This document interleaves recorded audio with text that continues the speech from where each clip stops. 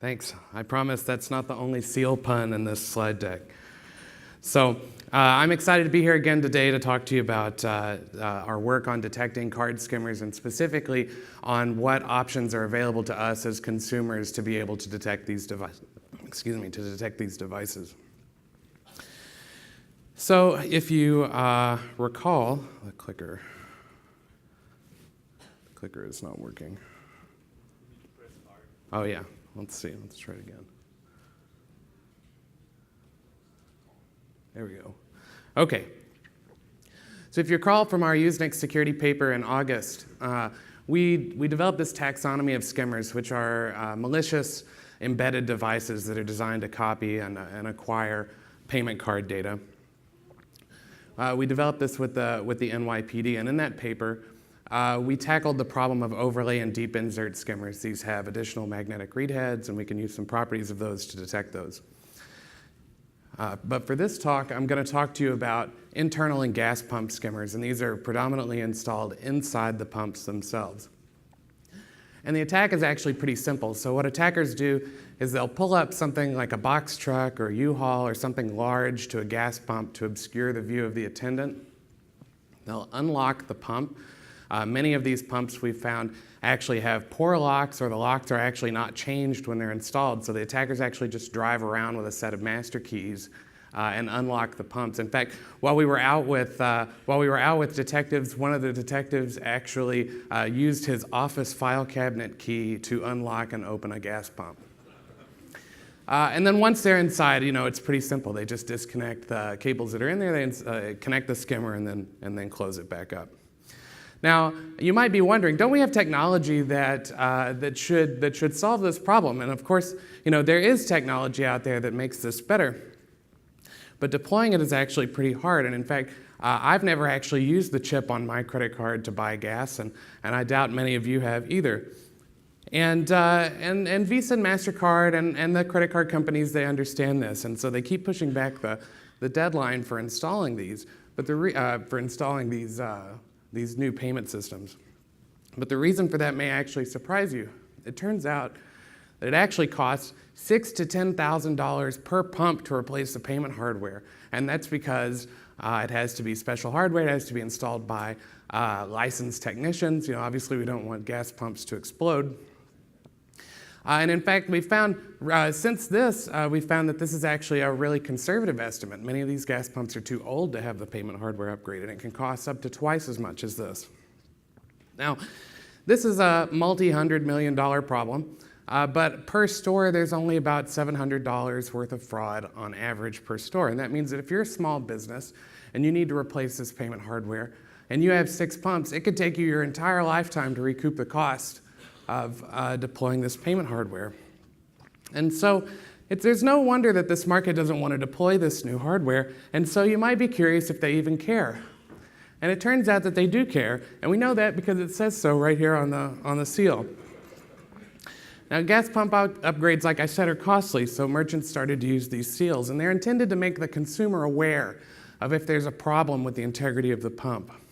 And I want you to note how it instructs the consumer to report a problem. Now, merchants implicitly ask us to perform this check for every transaction.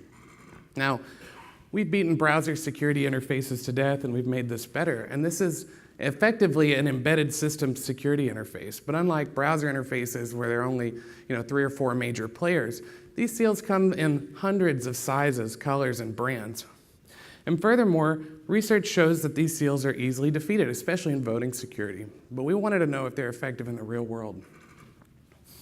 Now, there are a lot of things that have to go right for you to be able to evaluate one of these seals as a consumer. You need to know, should a seal be present at all? Is the seal placed correctly? What's the purpose of the seal? In fact, you might look at this picture and think that this gas pump is being held together by these seals, rather than it providing any kind of security property.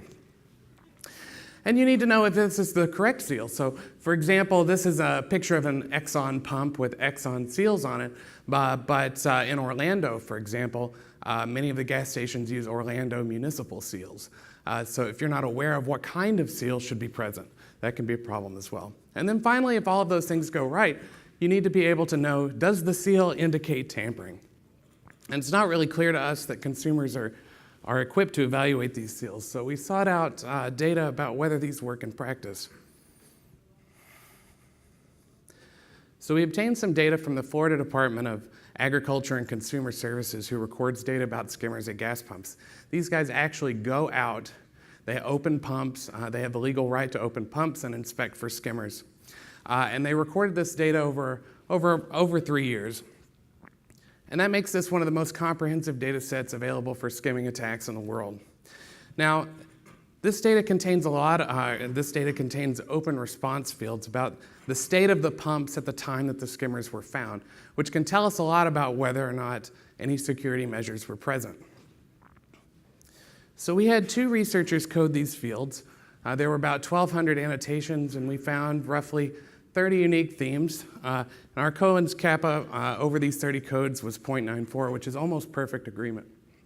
Actually, before I move on, I want to note that the seal on this gas pump is actually installed on the hinge, so that when you open the gas pump, it won't actually break the seal.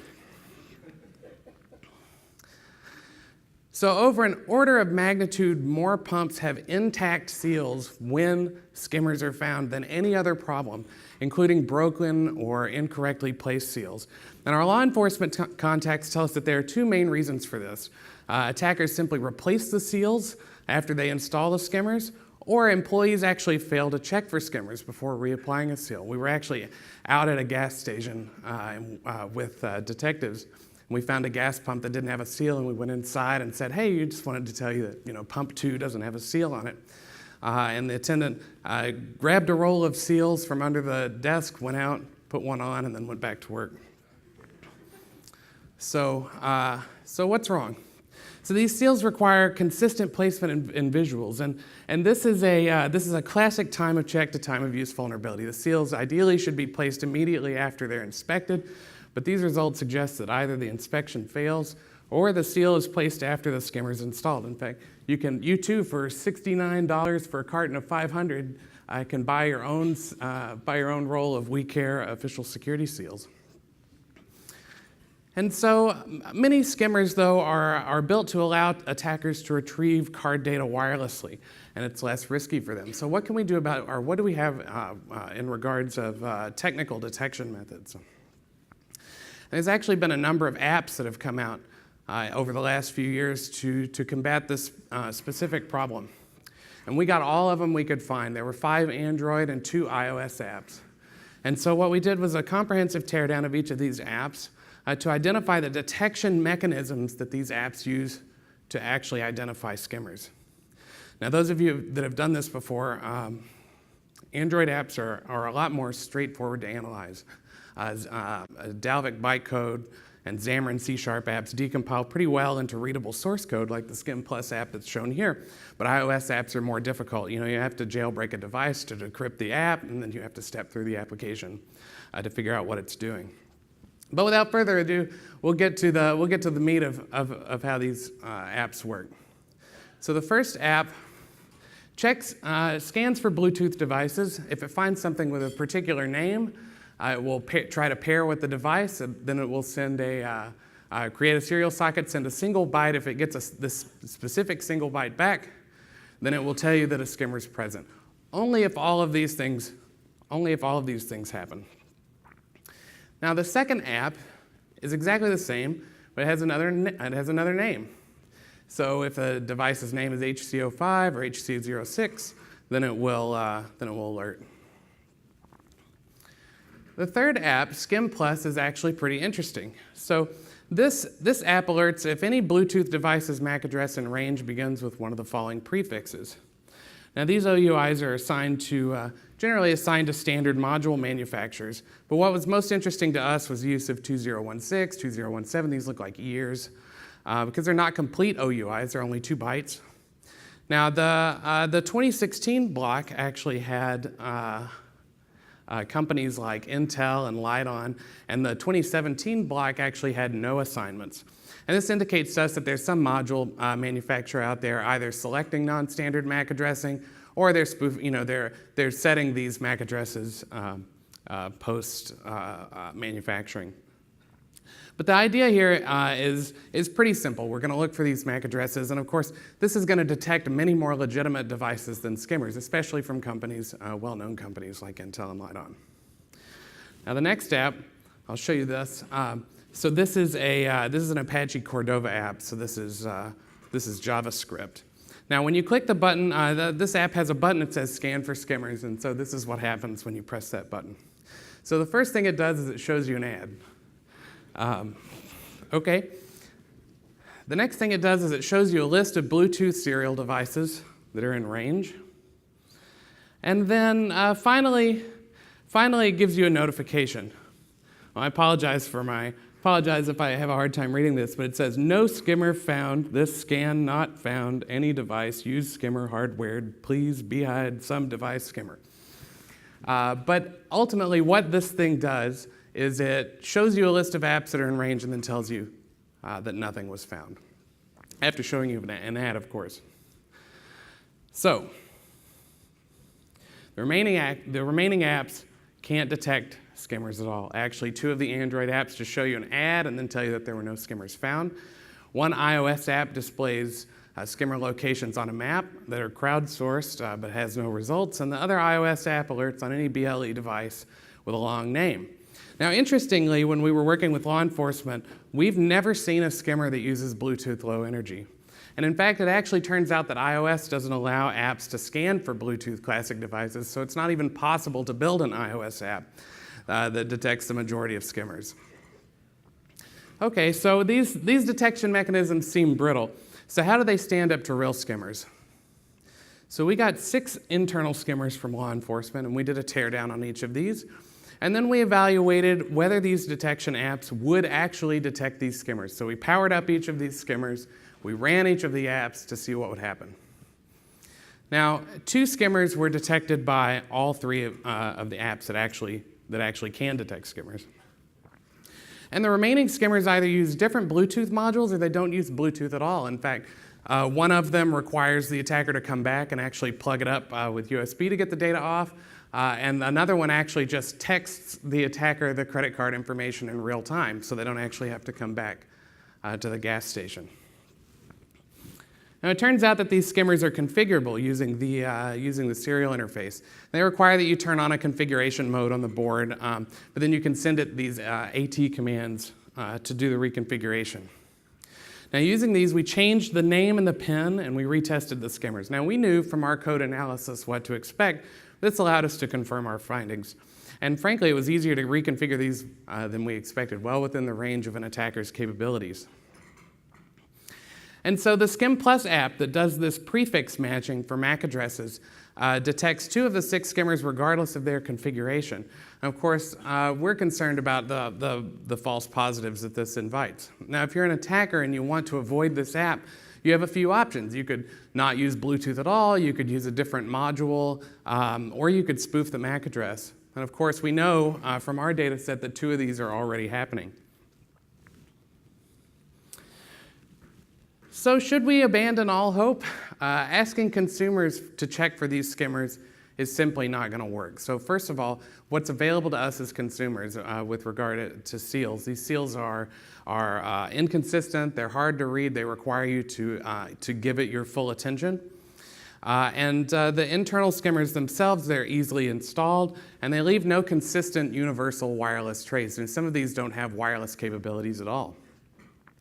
So what should we do? Well, we should change the locks on these gas pumps to make it harder to get into it. I mean, building a perimeter around your system is one of the first things we talk about in security.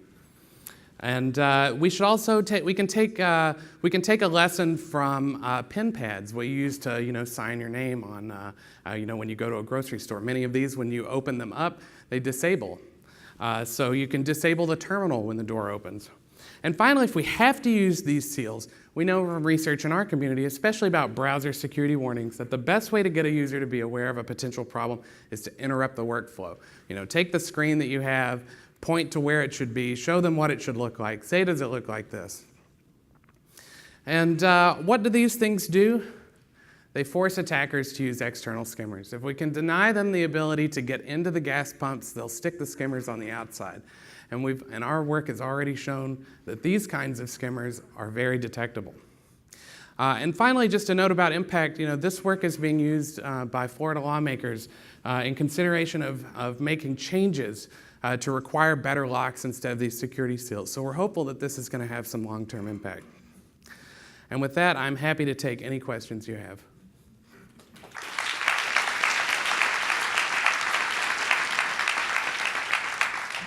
Awesome. We've got plenty of time for questions. Let me kick it off. How do I get into the business of selling hardware for pumps?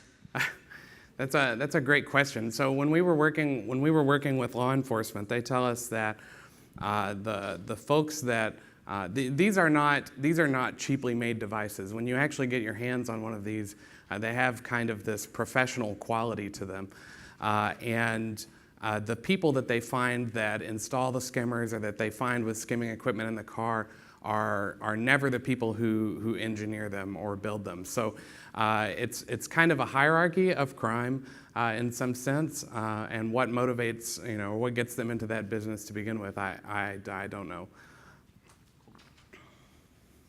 Luke Desatel, Samsung Research America. I'm curious if you have advice for the user pumping the gas. Basically, what can they do to protect themselves? For example, I often use a small cash card. I keep a couple $100 on it. That should be the maximum that I would lose if I were a victim of a skimmer. Right. But are there other things that you suggest that we can do in the meantime while these defenses you've suggested are being distributed? Yeah. So the best advice that I can give is to contact your legislators and help them make the decisions to make these devices more secure to get in. I like the idea that you limit your risk by using a card that doesn't have a lot of cash on it.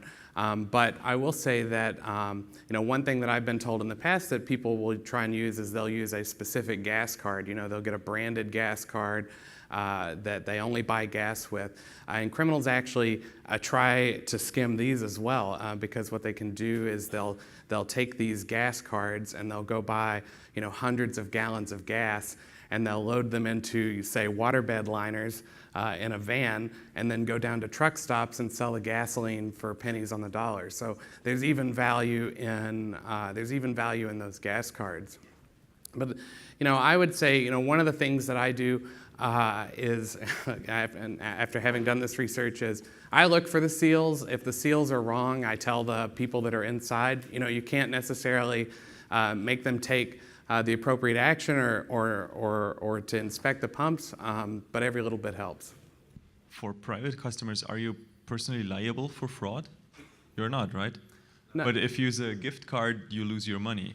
Yeah, so it depends. It really depends. So each kind of payment instrument that you have, whether it's a credit card, a debit card, a gift card, private cards, et cetera, each of these comes with its own risk for the user. So I would say, just be aware of what your risk is.